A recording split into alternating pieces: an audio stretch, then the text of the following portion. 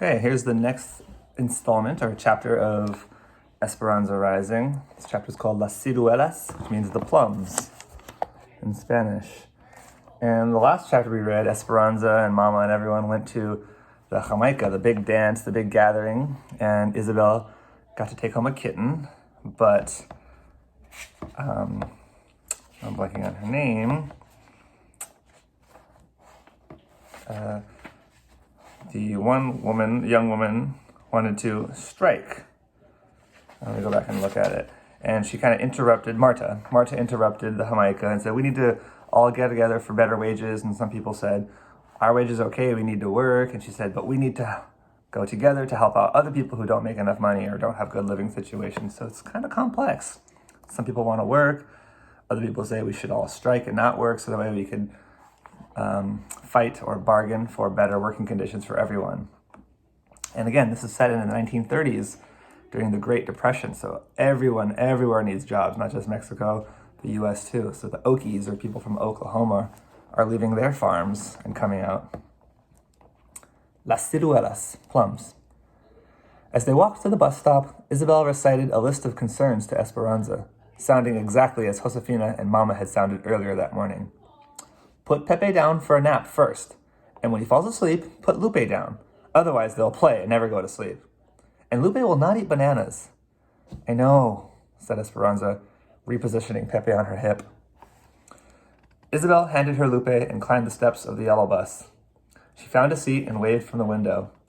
Esperanza wondered who was more worried, she or Isabel. So Isabel's off to her first day of school. Esperanza struggled to carry both babies back to the cabin. Thank goodness Isabel had already helped her feed and dress them. She settled them on a blanket on the floor with some tin cups and wood blocks. Then she put the beans into a big pot on the stove. Hortensia had prepared them earlier with a big onion and a few cloves of garlics and instructed Esperanza to stir them occasionally and let them cook on low heat, adding more water throughout the day. She stirred the beans and watched Lupe and Pepe play. I wish Abuelita could see me, she thought. She would be proud. Later, Esperanza looked for something to feed the babies for lunch. A bowl of ripe plums sat on the table. They should be soft enough to eat, she thought. She took several, removed the pits, and mashed them with a fork. Both babies loved them, reaching for more after each spoonful. Esperanza mashed another 3 plums, and they gobbled every bite. She let them have their fill until they started fussing and reaching for their bottles of milk.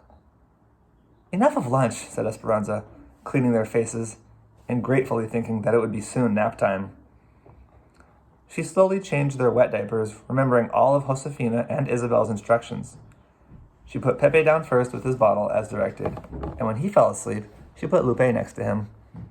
Esperanza lay down too, wondering why she was so tired, and she dozed. She woke up to Lupe's whimpering and an atrocious smell. Brown liquid leaked from her diaper. Esperanza picked her up and carried her out of the room so she wouldn't wake Pepe. She changed her into a dry diaper and rolled the soiled one into a ball and put it by the door until she could take it to the toilets. When she put Lupe back down, Pepe was sitting up in bed in the same condition. She repeated the diaper changing. With both babies clean, she left them in the bed and dashed to the toilets to rinse the diapers. She ran back to the cabin. A different smell greeted her. The beans! She had forgotten to add more water. When she checked the pot, they appeared to be scorched only on the bottom, so she poured in water and stirred them. The babies cried and never went back to sleep. Both dirtied their diapers again. The wadded pile by the door grew. They must be ill, worried Esperanza. Did they have the flu, or was it something they ate? No one else had been sick recently. What had they eaten today? Only their milk and the plums. The plums, she groaned. They must have been too hard on their stomachs. What did Hortensia give her when she was a child and was sick? She tried to remember. Rice water. But how did she make it? Esperanza put a pot on the stove and added a cup of rice. She wasn't sure how much water to add, but she remembered that when rice didn't come out soft, Hortensia always said it needed more water. She added plenty and boiled the rice. She then poured off the water and let it cool. She sat on the floor with the babies and fed them teaspoons of rice water all afternoon, counting the minutes until Isabel walked through the door. What happened? Said Isabel, when she arrived and saw a pile of diapers by the door. "They were sick from the plums," said Esperanza, nodding towards the plate still on the table where she had mashed them. "Oh, Esperanza, they are too young for raw plums. Everyone knows that plums must be cooked for babies," said Isabel. "Well, I'm not everyone," yelled Esperanza. She dropped her head and put her hands over her face. Pepe crawled into her lap, making happy, gurgling noises. She looked at Isabel, already sorry for screaming at her. "I didn't mean to yell. It was a long day. I gave them some rice water and they seem to be fine now." Sounding surprised, Isabel said, "That was exactly the right thing to do." Esperanza nodded and let out a sigh of relief. That night, no one mentioned the number of rinsed and wrung diapers in the washtub outside the door, or the beans that were obviously burnt, or the pan of rice in the sink. And no one questioned Esperanza when she said that she was exhausted and wanted to go to bed early. The grapes had to be finished before the first fall rains and had to be picked rapido, quickly. So now there were no Saturdays or Sundays in the week, just work days. The temperature was still over 90 each day, so as soon as Isabel's bus left for school, Esperanza took the babies back to the cabin. She fixed their bottles of milk and let them play while she made the beds. Then she followed Hortensia's instructions for starting dinner before turning to the laundry. She was amazed at the hot, dry air. Often, by the time she had filled the clotheslines that were strung between the trees, she only had minutes to rest before the valley sun dried the clothes crisp and they were ready to fold. Irene and Melina came over after lunch, and Esperanza spread a blanket in the shade. So those are two older girls in the camp who were kind of nice to Isabel. Esperanza liked Melina's company.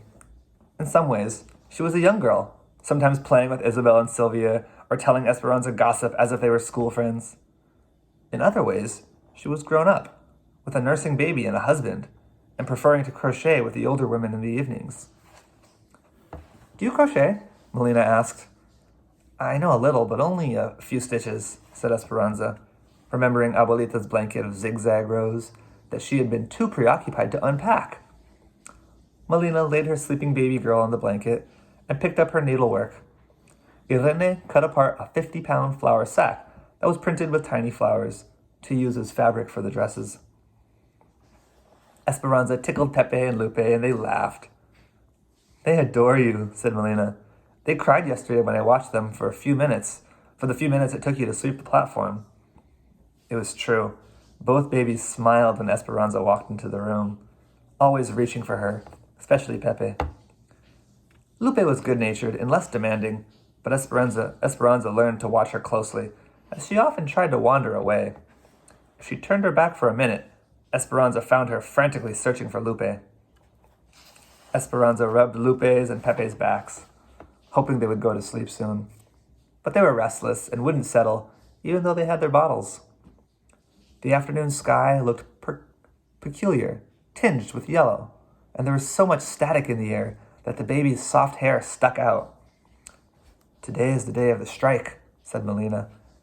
"I heard that they were going to walk out this morning." "Everyone was talking about it last night at the table," said Esperanza. "Alfonso said he is glad that everyone from our camp agreed to continue working. He is proud that we won't strike." Irene continued working on the flour sacks and shaking her head. "So many Mexicans have the revolution still in their blood. I am sympathetic to those who are striking, and I am sympathetic to those who want to keep working. We all want the same things. To eat and feed our children." Esperanza nodded. She had decided that if she and Mama were to get Abuelita here, they could not afford to strike. Not now. Not when they so desperately needed money and a roof over their heads. She worried about what many were saying. If they didn't work, the people from Oklahoma would happily take their jobs. Then what would they do?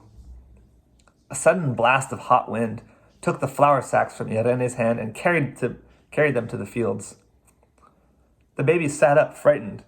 Another hot blast hit them, but kept on. And when the edges of the blanket blew up, Lupe reached for Esperanza, whining. Irene stood up and pointed to the east. The sky was darkening with amber clouds, and several brown tumbleweeds bounced towards them. A royal of brown loomed over the mountains. Una tormenta de polvo! Dust storm! Said Irene. Hurry! They picked up the babies and ran inside. Irene closed the door and began shutting the windows. What's happening? Asked Esperanza. A dust storm, like nothing you've seen before, said Melina. They're awful. What about Mama and Hortensia and the others? Alfonso and Miguel? They're in the fields. They'll send trucks for them, said Irene. Esperanza looked out the window. Thousands of acres of tilled soil were becoming food for La Tormenta, the storm, and the sky was turning into a brown, swirling fog. Already she could not see the trees just a few yards away. Then the sound began, softly at first, like a gentle rain, then harder as the wind blasted the tiny grains of sand against the windows and metal roofs. The dirt showered against the cabin, pitting everything in its path. Get away from the window, warned Irene. The dirt and the wind can break the glass. The finer dust seeped inside, and they tried to seal the door by stuffing rags under it. Esperanza couldn't stop thinking about the others. Isabel was at school. The teachers would take care of her. But Mama, Hortensia, and Josefina were in the open shed. She hoped the trucks would bring them soon. And the fields. She could only imagine Alfonso and Juan and Miguel. Could they breathe? Irene, Melina, and Esperanza sat on the mattress in the front room, trying to calm the babies. There was no relief from the heat in the closed room, and soon the air was hazy. Irene dampened some towels so they could wipe the babies in their own faces. When they talked to one another, they tasted the earth. How long does it last? Asked Esperanza. Sometimes hours, said Irene. The wind will stop first, and then the dust. Esperanza heard a meowing from the door. She ran to it, and pushing hard against the wind, opened it a crack.